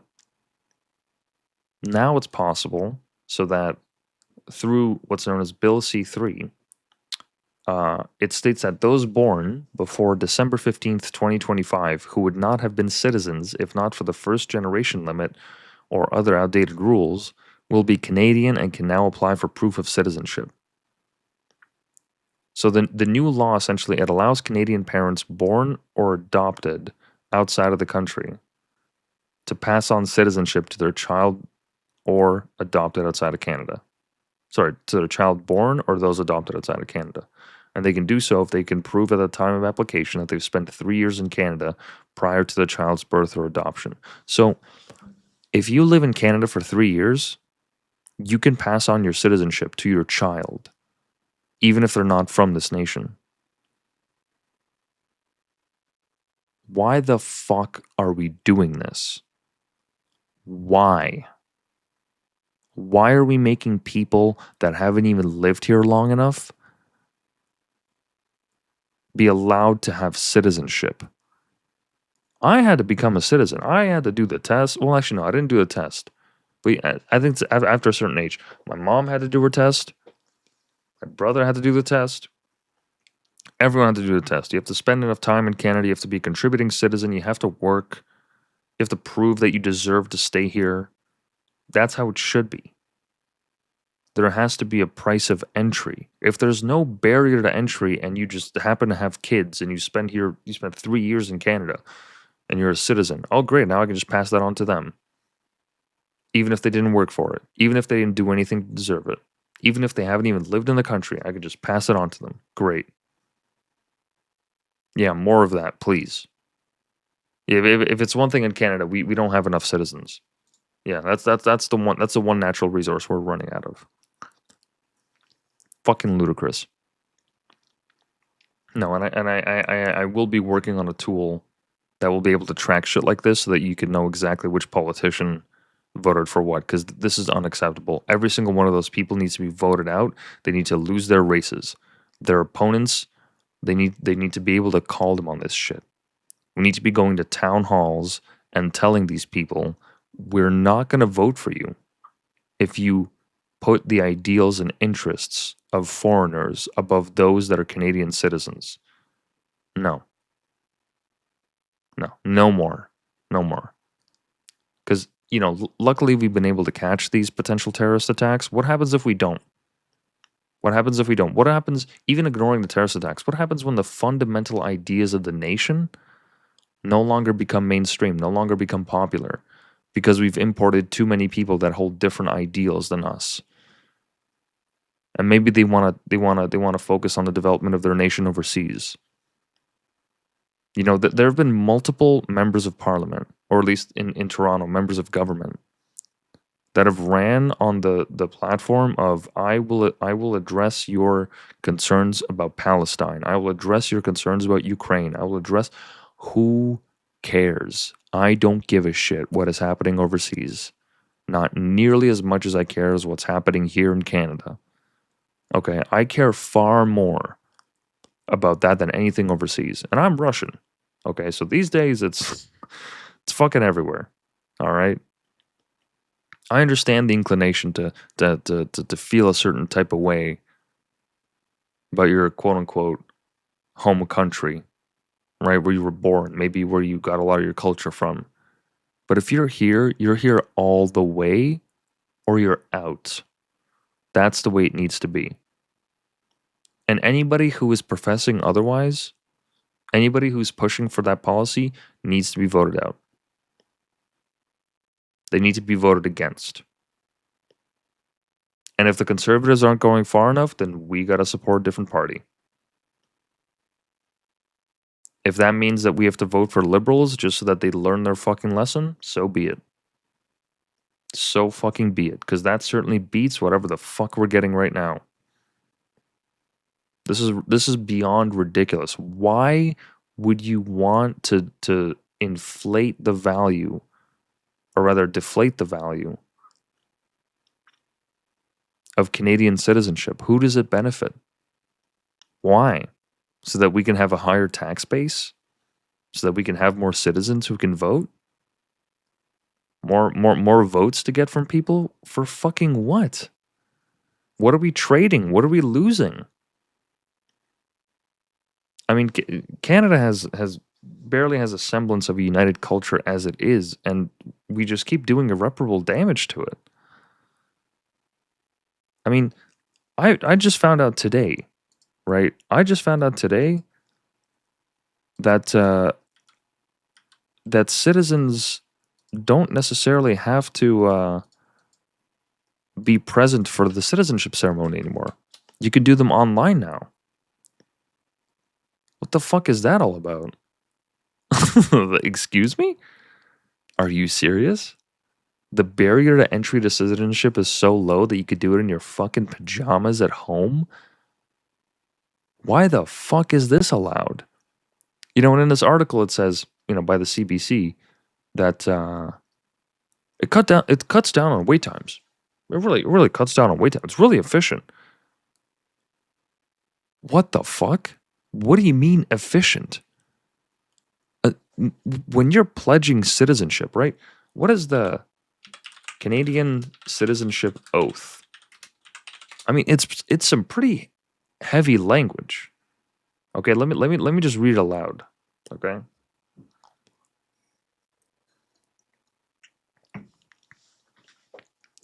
I swear or affirm that I will be faithful and bear true allegiance to His Majesty King Charles III, King of Canada, his heirs and successors, and that I will faithfully observe the laws of Canada, including the Constitution, which recognizes and affirms the Aboriginal. Oh, they added that. No fucking way. They changed the oath of citizenship? Hold on. When did Canada change the oath of citizenship to include the native part? There's no way. I do not remember that when I took my oath. Oh my fucking god, in 2021. Unbelievable. Unfucking-believable. Wow. I am beside myself. I can't believe they changed the oath to citizenship. Hold on. I'm going to find the original oath. I can't read that. No. No, I can't. I can't read that. That's insane. The reason that I say that is it's not, once again, in the last episode, anyone that listened to that would know, this isn't to completely ignore the history of the native people in Canada. That's not why I'm getting so fucking, my panties in a knot. The reason that frustrates me is because at every step of the way, this performative acknowledgement of the horrors of the past, of Canada's shame, of Canada's version of American slavery, we have to get reminded of the native struggle every single time, every single turn. We have to do land acknowledgements. Every year we have that fucking Reconciliation Day where people just wear orange. Like, it's performative. You're not doing anything to actually help. You're just saying some words in a fluff piece. You're giving these people a title. You're giving them a fake sense of importance. You're not actually appeasing their needs. You're not actually meeting them where they are. You're just telling people, hey, say this and you'll be nicer. The world will be nicer. Oh, we acknowledge the horrors of the past. Okay, and? Fucking Christ. Unbelievable. Let me read the original one, okay? I swear or affirm that I will be faithful and bear true allegiance to His Majesty King Charles III, King of Canada, his heirs and successors, and that I will faithfully observe the laws of Canada, including the Constitution. Wait. No. Where's the old one? Oh, sorry, my mistake. Let me restart. Apologies. I swear or affirm that I will be faithful and bear true allegiance to His Majesty King Charles III, King of Canada, his heirs and successors, and that I will faithfully observe the laws of Canada and fulfill my duties as a Canadian citizen. Short and sweet. It gets to the point, and it's some fucking heady language, right? You're swearing fealty to your king. That doesn't get as that doesn't get more medieval than that. All right.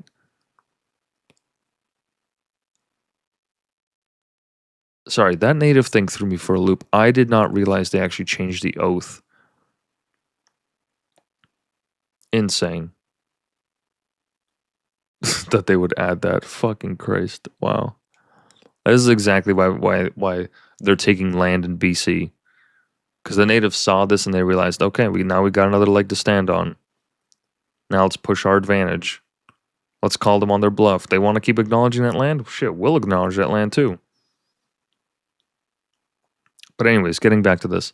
See, when you swear citizen, like that's heavy. You feel that in the room. You're swearing your loyalty to a nation.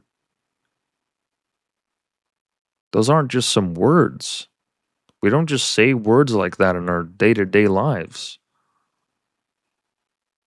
That is as pure as pure can get. And so now they're allowing this to be online? To cut down on wait times? What the fuck? This should not be allowed. No, you have to show up to a ceremony in person. You have to wear proper attire. They play the bagpipes, or at least they did during mine. There should be flags everywhere. They should hear you say it. Yeah, absolutely. You have to make this claim. You have to pledge loyalty. Because if you don't, then there's no point. Then what are you doing here? Why are you here? Just to use up the resources of the land? To take, to steal, to extort, to rob, to cheat? No. Get that shit the fuck out of here. Deport any and everyone that believes that Canada is not worth defending. And by that I mean, like, you know, as we've been talking tonight, anybody that doesn't share these ideals. If you're not a citizen, your citizenship has to be put into question. Put through the court system. Get that sliding scale of those nations. Figure out whose ideals match ours and who doesn't. And whoever doesn't, get them the fuck out of here. That's the only way to do it. That's literally the only way to do it, to make it so that we can prevent attacks like Bondi. So that we can prevent the attacks that were planned in Toronto. The only way is to get rid of those people and those ideologies. That is the only way. And maybe someday those regions will be peaceful enough so that those people can return. But for now, no more. Otherwise, we're going to keep having extortions. We're going to keep having to put up barriers at Christmas markets. I don't appreciate that we have to tolerate these things. I really don't. I think it's absolutely absurd to live in such a prosperous time and a prosperous nation where we could enjoy these freedoms, where I can sit here and talk to whomever is listening. That we can have these freedoms. And some people just want to not only take them away, but they want to actively destroy them and destroy you and your family and your loved ones and everything you care about, everything you love, because you don't share their ideals. No.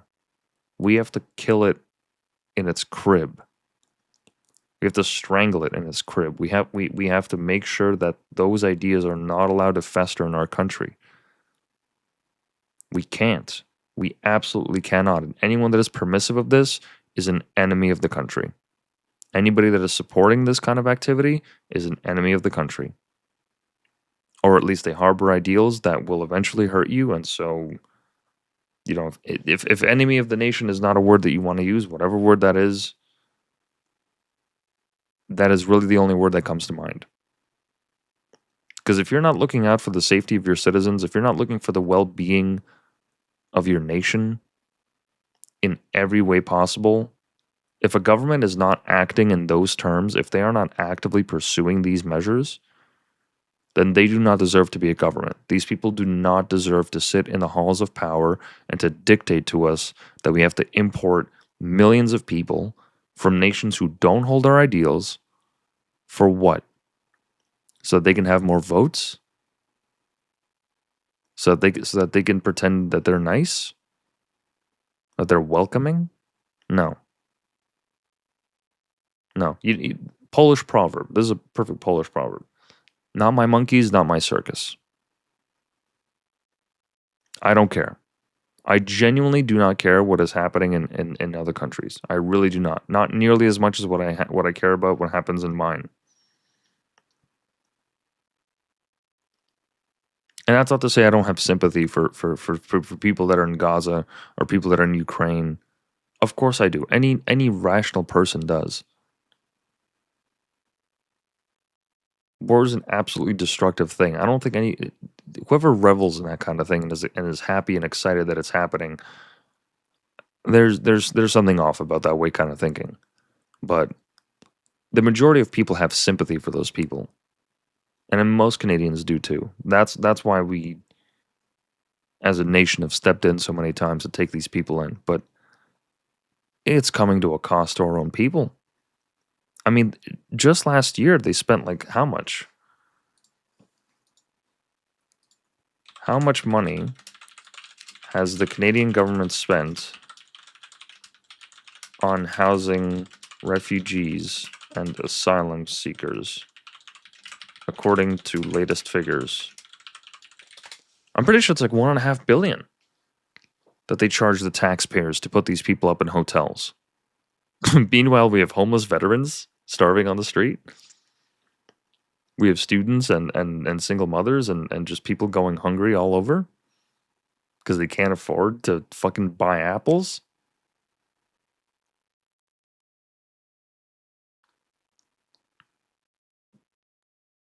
According to the latest figures in 2025, the federal government has spent approximately $1.1 billion on direct temporary hotel accommodations for asylum seekers since 2020. A cool $1 billion. And these people, chances are, might not even hold your ideals, might not even believe in your vision of Canada. And we're fucking subsidizing them. For what? To whose benefit? To theirs? No. No more. No. No. Immigration moratorium, immigration enforcement. Anybody who's not a citizen has their status put into question. They need to be investigated. Every single person. We have to do the work. We have to. Because I would really love it if by the time that I had kids that I could take them to the Christmas market and there's no barriers. And I don't have to worry about terrorist attacks. And I don't have to worry about getting gunned down or having insults hurled my way because I celebrate a different holiday or I believe in a different thing. That's not the Canada that I grew up with. That is not the Canada that I want. And I don't think it's the Canada that millions of other people want.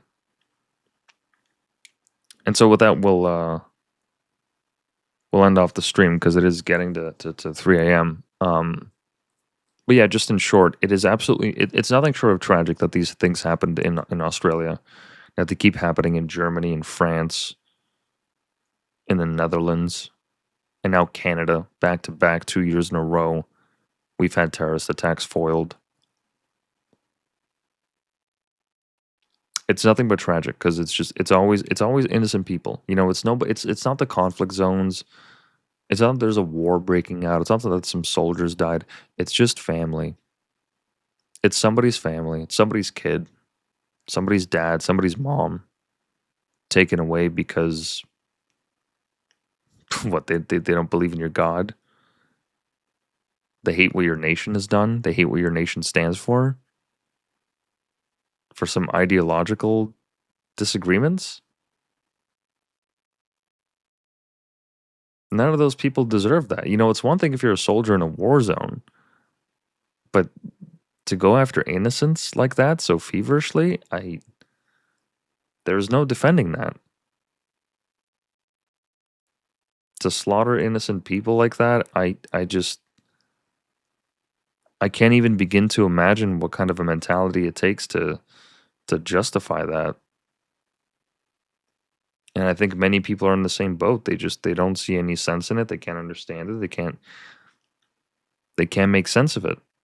And the only way that we get rid of this kind of thing is by getting rid of the people that believe in these things. You know, these beliefs will always be here. There's always going to be some. It's always gingers. It's always gingers in the UK that convert to Islam. I don't know what that is. I don't know how it appeals to their ginger nature, but it's always those white ginger converts that you see. But those ideas will always spread. Sure, fine. Like people are gonna believe in Islam or like in whatever, right? There's always gonna be people that adopt these beliefs. Okay, but that doesn't mean that we have to take them in en masse. That doesn't justify it, and it doesn't like. It doesn't remove the fact like there's no need to have this high concentration of people like this. I mean, sure, Canada's looking to take in like 5,000 refugees from Gaza. I'm pretty sure like outside of the United States, we have like maybe wait, hold on. Where does Canada rank in percentage of Jewish population living outside of Israel compared to the world? Because I know New York is first. I know America's like, except outside of Israel, America has the highest concentration of Jews in the world. Hold on. Pretty sure Canada would be like third or fourth. We have a pretty sizable community, especially in Toronto, of course.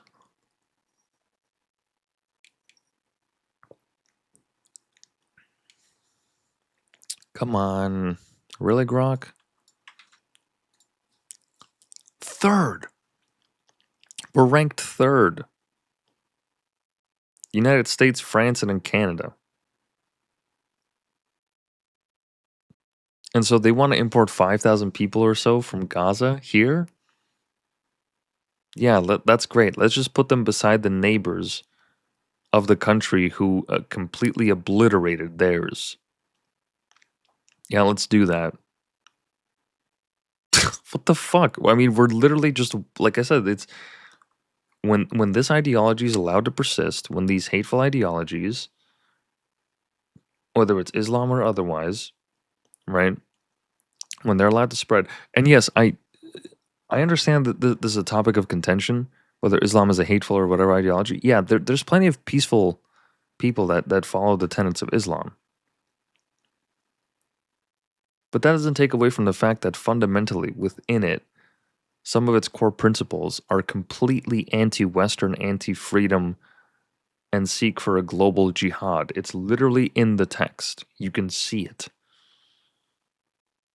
So why would we ever tolerate that? Why? Why would we ever think that it's a good idea to import those people from Gaza? You know, my heart goes out to them. It is absolutely nothing short of tragic what they're going through. Right? This entire conflict that's broken out, this conflict that's been going on for decades, I feel for them. I feel for them, but it's not our fucking responsibility to take them in. It really isn't. It shouldn't be. Why Canada? We have the third largest Jewish population, and you want to take people from a conflict zone where their home country completely obliterated theirs? Like, really? Why? Why would anyone think that's a good idea? All they're going to do is they're going to come over here and bring their local strife. They're going to bring all those problems that they faced back home here. And that's not even like some dog whistle talking point. There are literally Khalistan protests happening in Canada all the time.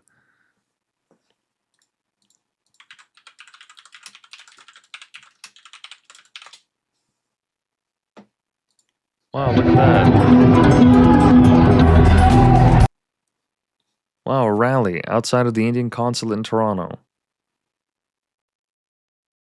Fantastic. Great. These people are fucking importing their racial conflicts from back home into Canada. Who gives a shit? I don't fucking care about Khalistan. I don't think the average Canadian does either. I don't give a fuck. You know what I care about? I care about the TTCs on time. I care that my mom has a good pension when she retires. I care that my family members are safe and well taken care of and my streets are clean and the cops' response time is good. I care that my nation is prosperous, that we have a booming economy, that we are innovating, that we are contributing to the global stage, that we're contributing to history in positive ways. That's what I care about. Not fucking this. And I couldn't care less what's happening in Ukraine. Like I said, I'll have my opinions on it. It'll come up in conversation, but like I'm not gonna go to enlist. I don't want billions of dollars sent there. We have our own problems to deal with. With all due respect, we've had to shove aside the ideals of our nation so that we can appear kind and open-hearted and open our arms to this? How is this contributing to Canada at all? Are these people even here because they believe in the nation? Do you think they read the oath and actually believed in it? Do you think that they swore fealty to the king and believed in it? Because it looks like they got some affiliations that they're more fond with back home. Looks like they have some other ideals that they're harboring that kind of go against what we believe. So yeah, I absolutely mean it when I say these ideologies need to be extricated from society with severe force. If that means deporting a bunch of these people, so be it. Because I want to be able to walk down my streets safe. I want to know that my family's safe. I want to know that we can celebrate Christmas, New Year's, what have you.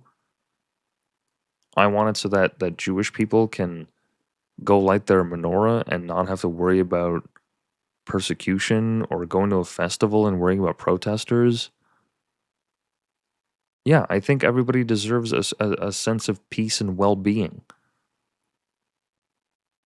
I guess I'm an extremist. I guess that makes me an extremist if I want people to be safe.